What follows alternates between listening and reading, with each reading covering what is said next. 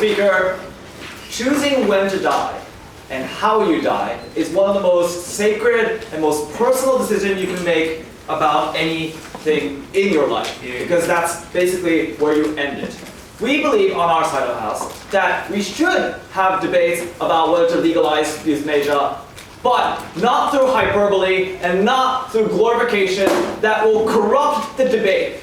We are standing on the house that we're not against euthanasia. We are against use of expressions that will corrupt the debate, destroy the debate, and make any meaningful debate between people possible. And we believe that because this is such a personal issue, it should not be open to exaggerations and hyperbole. That is why we beg to propose. 4 things I'm going to talk about. First, about the context of this debate, how there's militant liberalism that's trying to push an agenda to legalize euthanasia, and how that is extremely dangerous for all parties concerned. Second, I'm going to talk about how bad speeches are banned, what kind of speeches are banned, and this is exactly the sort of things that should be banned. And third, about why this is such a personal decision that should be not corrupted by these kind of debates. And fourth, I'm going to talk about why this corrupts debate, why the polarization will happen with this kind of narrative, and how that is dangerous to both parties. But easy setup, right? So this is not a policy debate. This is about, this is a policy debate, but this is more about how we should go about debating the issue, right? This is not about whether we support euthanasia, whether we're against euthanasia. That's not a debate at all. And we believe that better debate is done without this kind of hyperbole that occurs in the status quo. So that's our easy setup. So first about our argument. First, let's have arguments about the context. Because we are talking about a jurisdiction most likely that does not legalize euthanasia, and therefore these militant liberals are trying to push movies or dramas that glorifies the expression of euthanasia, and that's how they're trying to use their tactics to legalize it, right? To pressure the public to legalize these kind of issues. And we believe that in these kind of contexts, the liberals are extremely energized, and but they are facing stiff opposition, both from the conservative right who are pro-life, and also from general public that are a bit uneasy, even about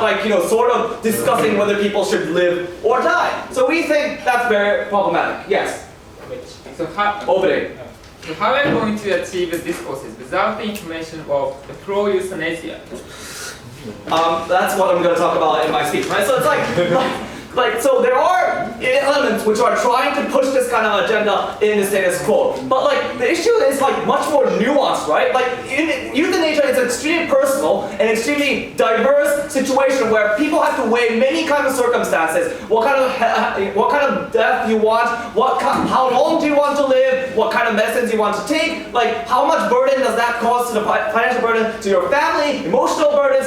It's very diverse, but these liberals, to push an agenda, they're trying to put movies that are beautiful and tragic, and they want to make sure that they can convince as many people, they take them emotionally hostage to the point where they are almost coerced into believing that euthanasia is good. And we believe that that's an extremely toxic environment because people are not able to personally decide or personally empathize with a case and probably derive kind of debate, right? So that brings me nicely to why we can ban these kind of speeches. Because, ladies and gentlemen, what this expression is doing is advocating suicide. Maybe that's advocating for this kind of suicide is a good thing.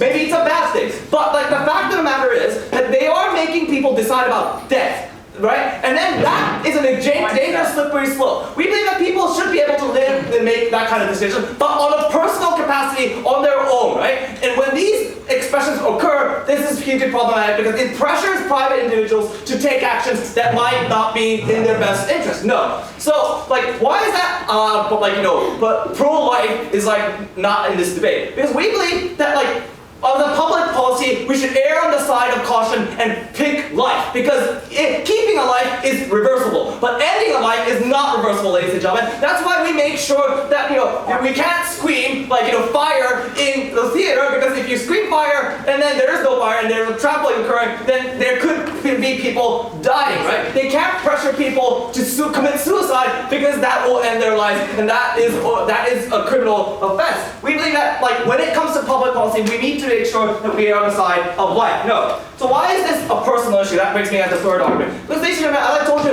it's extremely nuanced and very difficult to judge overall. So it's like when debates occur in the status quo, it occurs between individuals and families in a private setting to make sure that people are not coerced into it, where they will rush into harsh, rash decisions that they may or the family may regret, and then people try to keep it as private as possible because no one can understand the gravity of the situation of each individual circumstances, and therefore it is extremely dangerous for someone else to come in and say you should do this or you should do that. No. So that brings me nicely into why the corruption occurs. Because ladies and gentlemen, if they're trying to press these militant liberals are trying to press for legalization of euthanasia, then we believe that there's huge problems with this tactics. Because what this does is, first, it generalizes the population. It says all people in euthanasia are in tragic situations and we need to save them by legalizing euthanasia. That puts an enormous amount of pressure on people that are currently thinking about euthanasia, even if they're not legal. So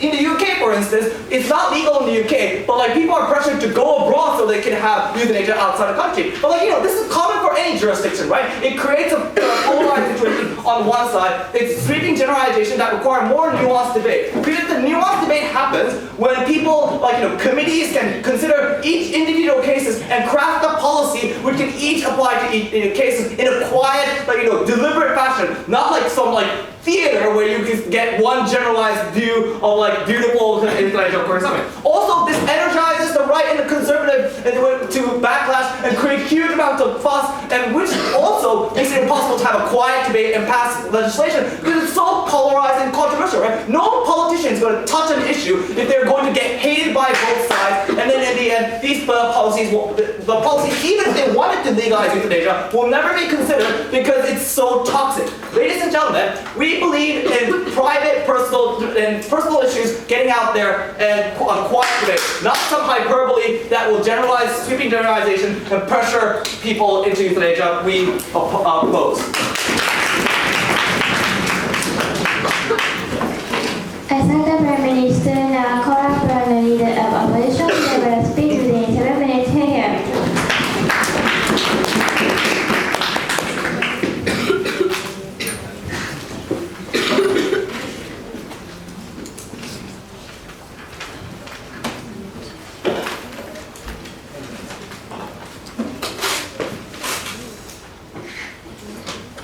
He said the number of people who take euthanasia is going to increase in our parliament. We say that's good. We respect the choice of euthanasia. We respect the choice to die. Because we think this is an extremely important choice. We have to facilitate a situation which recognizes the choice of individuals, and that's why we need to glorify them in order to balance the counter discourses by opposing euthanasia.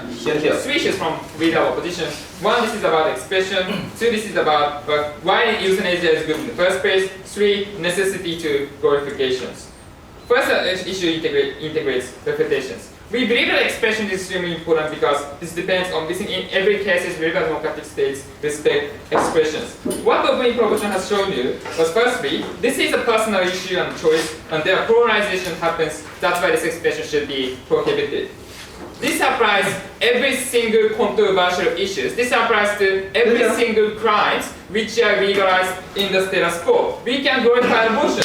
We can glorify some kinds of choices, controversial choices, even in the status quo, in order to discuss the choice, the meaning of choice in the first place. So we think this is extremely generic analysis, doesn't support their paradigm, even if there are the other cases which are glorified, even if this is a personal choice. No. Then they say rationality is not protected in the current paradigm. We are more than happy to protect nationality to decide whether or not they are going to have euthanasia in the first place. We are more than happy to inform, for example, euthanasia. We are more than happy to protect this in the first place. He has to have burden proof to explain why it's not working. More than that, we think this is reverse, it's counterproductive, no thank you, because parents, families are going to pressure you not to take euthanasia. We think this is extremely harmful because your choice will be decided by your parents. So even if you want to take euthanasia, want to commit euthanasia, you cannot do that. We think this is extremely problematic. So in their paradigm, the rationality cannot be protected because surrounding person are not supporting euthanasia. Even though you want to commit euthanasia, you cannot get end your life. No. Then they said, well, they like random arguments from the opening proposition, but they are going to go the 4 rounds and they are going to have euthanasia. Well, we are okay with that. If we can glorify that, we can ensure these kind of choices. And we think this applies to every kind of crime. For example, we can glorify marijuana and we can go to the United States to smoke marijuana. He did that. Then, firstly, I want to talk about why euthanasia is good. We respect the euthanasia, especially in the context of, for example, Switzerland has already legalized euthanasia. We think that euthanasia is good in many cases, and there are the number of case studies which legalize euthanasia because we respect individual choice. No, thank you. We think this is practically important by 2 ways. Firstly, you can opt out from extremely serious situations in the first place. You have your disease, this constant pressure constantly harms your body. You have headache, you feel vomit, you feel vomit forever. You cannot escape this situation without suicide. No, thank you. You can breathe even, for example, every day. Even if you have painkiller, this has a side effect. You have to constantly feel the vomit, etc. We think it's extremely harmful. You should have a right to opt out this in the first place. No, thank you. More than that, you have mental suffering. For mental suffering, if you have some kinds of disease, and you cannot opt out. You answer. No, thank you. You have to be in hospital every day. You feel mental suffering. More than, for example, in the case of ALS, who are vegetative state, you awake, you recognize you are living, but you cannot move, you cannot rock, you cannot express. The reason why you live is you are going to die. No, thank you. We think in this situation, you should have a right to opt out from situation. We think euthanasia is good. And that's why we think glorification is necessary in order to facilitate the choice of euthanasia. Closing. If euthanasia is so good, why don't you kill them yourself? What? Well, I'm not going to kill myself because I'm not offensive. I'm not terminally patient. My life is valuable. No, thank you. However, if you have terminally ill, this is obviously important choice for individual. So third issue, why we have necessity to glorify. We think glorification is extremely necessary in order to counter the balance of discourses. Firstly, there is a counter discourse. Obviously, no, thank you. They are the almost many persons think. Many persons selfishly think the life is important. We think this is extremely selfish thing because even they are not thinking about the choice of the patients. They are not thinking about the choice of the terminal patients who want to opt out from our society. Or for example, the organization, for example, like Kirsten opposes the euthanasia. That's why we see the counter discourses in order to oppose existence of euthanasia in the first place. And that's why we think glorification is necessary to balance the counter decision. For example, in order to legalize or in order to ensure the choice of the patients. No, thank you. Second reason why we think that we need to glorify this is because we need to increase the societal recognition. We need to increase the public recognition to respect the choice of patients. If the other person are surrounding are not recognizing this choice is important, you cannot exercise this choice practically. For example, the patients or families or doctors or all of them surrounding are reluctant, are not going to accept euthanasia in their partner. No, thank you, because almost all expression is opposing euthanasia. That's why all person in the status or in their partner is going to oppose the euthanasia. As a consequence of that, for example, parents or the family is going to say, well, you should not have euthanasia because your life is extremely important. We think it's extremely harmful, and this choice is also irreversible because the terminal patient is going to die with regret. They feel suffering anymore. We think it's also irreversible. You have to protect this. Government might say you can exercise this choice because government is going to legalize it. We think this is extremely ridiculous by 3 ways. Firstly, we think this is a difficult choice to determine, decide in your life. So we think the patients also cannot decide if they are peer pressures, for example, family or patients.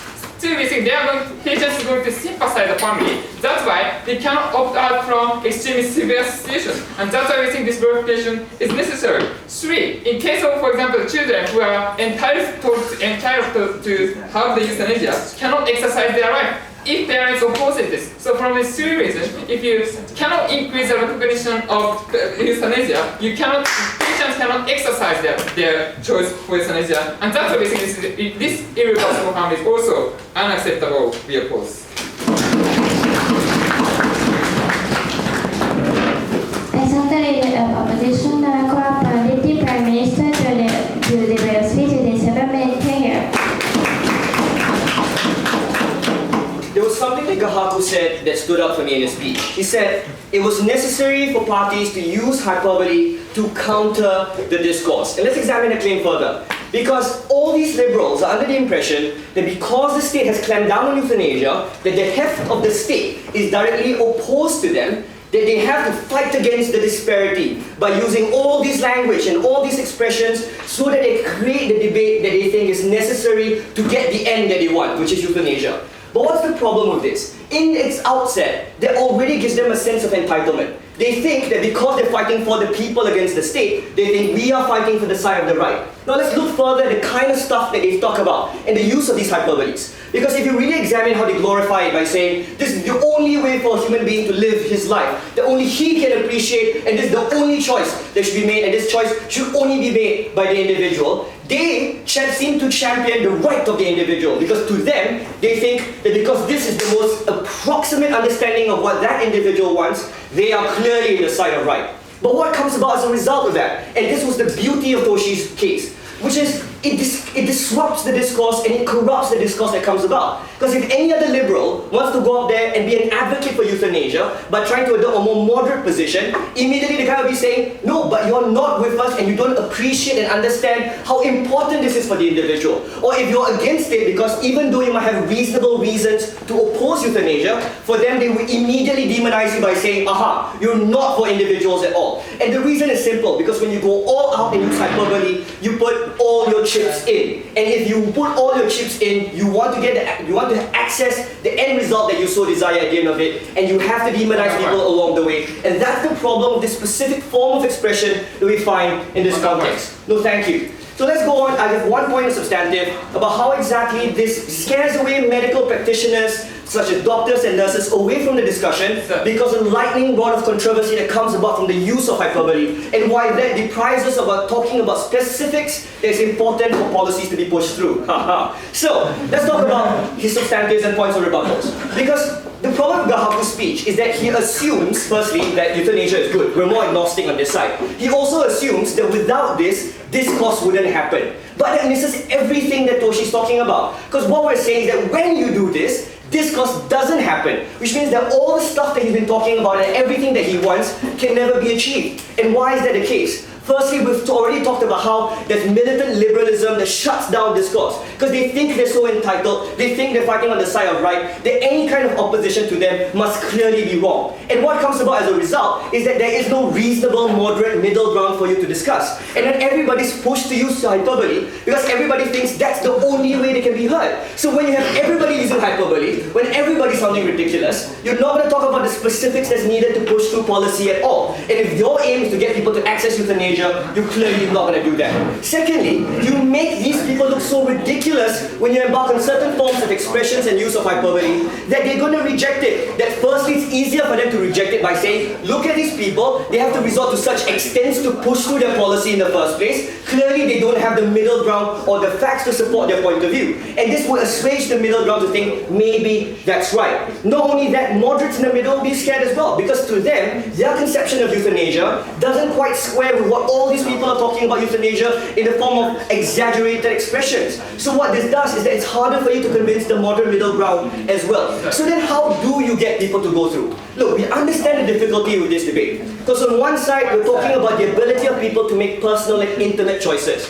on the part of the state's not being evil about this. The state just thinks that when it comes to life, maybe some people don't make the best decisions under certain circumstances, and certain choices must be stopped from being made, because that's the only way you can truly understand what a person would otherwise have done. So it's a very intimate choice. And to resolve that deadlock, what you need to have access to will be the personal stories of individuals who need to make that particular decision, who are so troubled by the terminal diseases. Because only when you're able to access these individual stories can you get a more full and complete picture about how personal and intimate it is to try and come up with the best decision for individuals, which is at the heart of this issue right now. Short of that, when everybody's using hyperbole and everybody is so immersed in market campaigns to push through certain liberal agendas or conservative agendas, these personal stories are lost. The heart of the issue is lost, and we think that's a massive shame. But you disagree. Closing.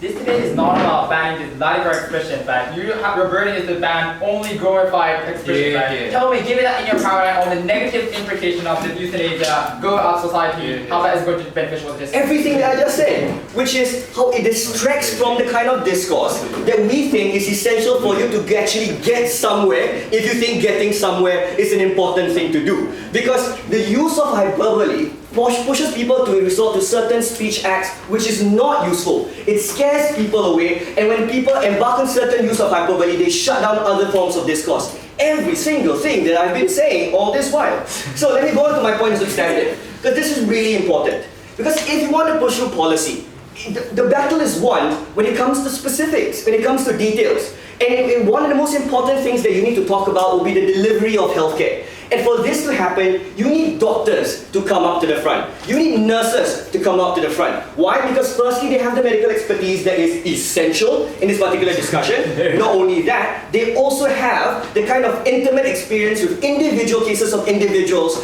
where they are going through these problems, who suffer from same trauma and have that kind of plight. But why are they afraid? Because when you talk about medical practitioners, there's a healthier version for all these kind of political controversies. Because for them, they're just trying to help save lives. They don't want to get embroiled in an entire discussion about whether or not this is essential for humanity, or whether this is the only way we can signify that we're a mature and enlightened democracy. No, they don't care about that. And as long as the debate is about that, and as long as it's discussed by people who are in no way involved with this at all, but people who just champion themselves as liberals because they think that's the best way to do it, and if it means I have to use hyperbole, then I will do it, then all these people who matter go out astray. And why is that problematic? Because when a state wants to decide whether or not they want to push through euthanasia, they need to talk to the people who actually have to do it on the ground. Whether these people are comfortable with it. How exactly is it going to happen? What are the kind of counseling sessions that you're going to have for the family members as well? Because when a state, before they can embark on a particular policy decision, they need to make sure everything else is in place. But when these people are so averse to public discussion, they're not going to come in. So what happens then? GF①'s aim of trying to relieve people of all the pressures of staying in the hospital bed every day will never be actualized at all. And that's why we think on this side of the house, whilst you think you have to overcorrect and use hyperbole, unfortunately that will lead to the demise of this cause, and we're proud to oppose.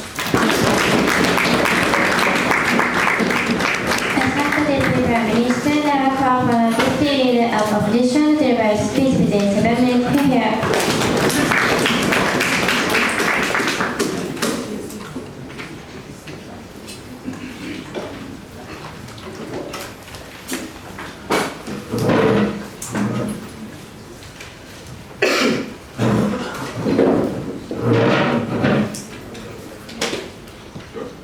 Oh shit, I keep using it. Sorry.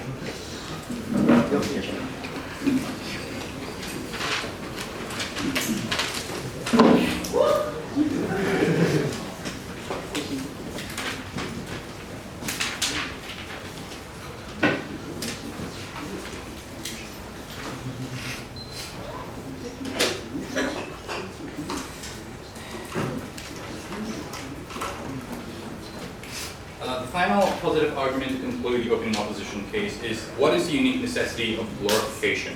Because we believe that glorification is uniquely necessary, first, in order to resolve the moral dilemma that oftentimes people go through when they choose euthanasia, but two, in order to provide a sense of self-justification, which we believe is fundamentally important for these people to have to counter against the stigma and criticism coming from religious organizations and anti-euthanasia organizations. Before that, another response to make to the opening government.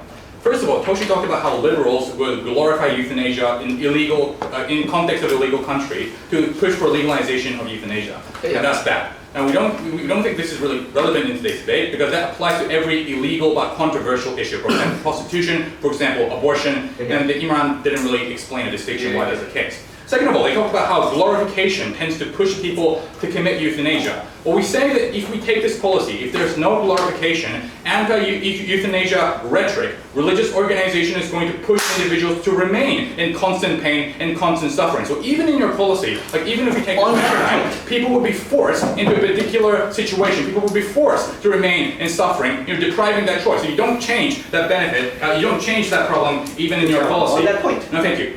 Third of all, you talked about how you can't get nuanced debate when you have glorification. A number of responses to this.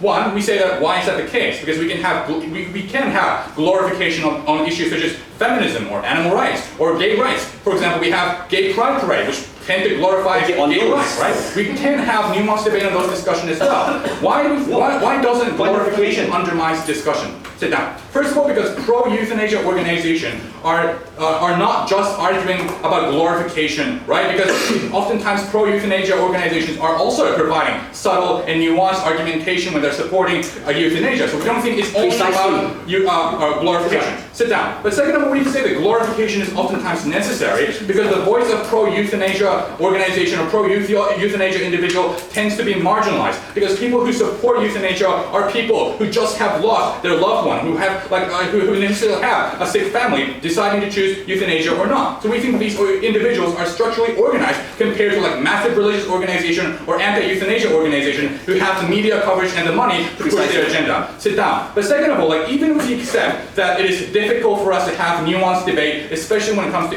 controversial issues such as euthanasia, why are we just punishing the viewpoint of liberals, the viewpoint of pro-euthanasia individual? Conservatives are also using these hyperbole to advocate viewpoint of anti-euthanasia option. They can also use emotional rhetoric as hyperbole to push their agenda. So why are you just punishing liberal argumentation and these pro-euthanasia argumentation? There wasn't an explanation coming from that. Sit down. Finally, they talk about how on that point. On that point. Well, what we say is opposition of euthanasia, they talked about how in the status quo, opposition of euthanasia are unable to push their viewpoint and agenda. First of all, this is just factually wrong because when you see massive conservative organizations or religious organizations who spend a lot of money and media coverage, we say that overwhelmingly, the discourse which is happening right now is anti-euthanasia. That's why many states in the United States is actually banning euthanasia. Second of all, the way anti-euthanasia can persuade is, we think that even in the status quo, the anti-euthanasia organization can persuade people to support anti-euthanasia cause. For example, they can point at things such as the sanctity and value of life in itself. That is why many countries, including Japan, euthanasia is actually illegal. So what is the unique necessity of glorification? Not yet. Two unique necessity of glorification. First of all, glorification is necessary to counter the moral dilemma which people encounter when they necessarily choose euthanasia. Euthanasia is an extremely complex and difficult decision to make because you need to consider a lot of factors such as the pain and suffering that you go through, the desire for yourself to live, the social implication of your choice of euthanasia, and also the burden to the family. Especially when you are some religious believers who believe in religion, you add an element of moral dilemma to that choice because you think that you are conducting an action which is considered as immoral by the society, and that prevents people from choosing euthanasia in the first place.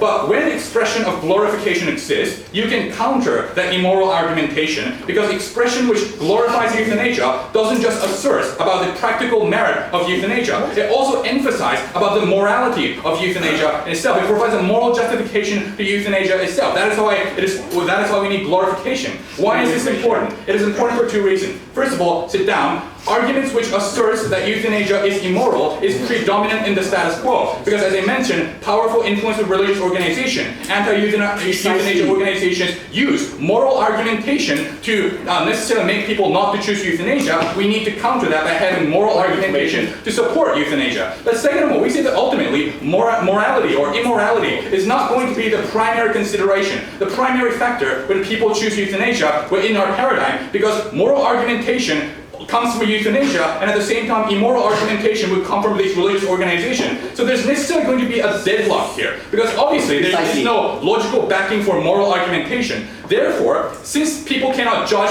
or people cannot decide to choose euthanasia based on moral issue, people would necessarily decide people who are terminally ill will choose euthanasia based on things such as individual merit, like the desire for them to live, or the pain or the suffering of those individuals. We think that it's better because that is better decision of choice of euthanasia, because it's not based on morality or immorality, which doesn't ultimately have an answer to it. Closing. People throwing up at 3 a.m. uncontrollably in unbearable pain don't care about public discourse when they make the decision whether or not to live or die. Well, even if that is the case, I think that just contradicting what the opening government was just said. Because Toshi talked about how when you have this kind of discourse, that is going to be the last push for individual in committing euthanasia. Now you're actually saying that this discourse has no impact. Which is it and why? Second of all, glorification is necessary to achieve self-justification. Because people who are considering euthanasia, or family members who have other family members who committed euthanasia, have the right to self-justify, because oftentimes they are criticized by the society, especially anti-euthanasia religious organization, because they themselves condemn themselves for choosing a potentially immoral action. This is a harm, because these people would have to suffer from the even greater and prolonged harm of condemned and self-condemnation of choice of potential immoral action. This is why people have the right to glorification, because they have the right to actively support the choice of asserting justification to the choice of euthanasia. This allows people to overcome the suffering and the loss that they have suffered, and that is why we are extremely proud of it. Thanks to the opposition, I want to closing heart and corporate member of government table speech within 7 minutes. Take care.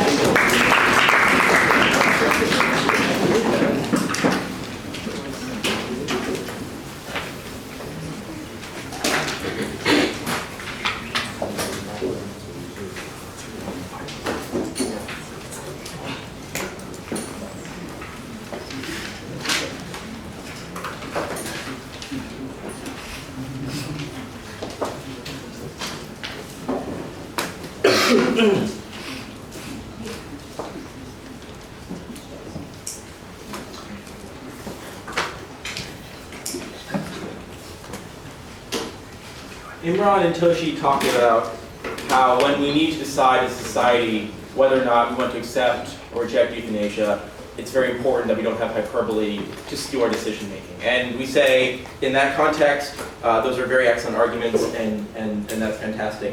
What we're going to bring in is, even in countries where we've already decided that euthanasia is legal, we've already accepted it, we shouldn't have this kind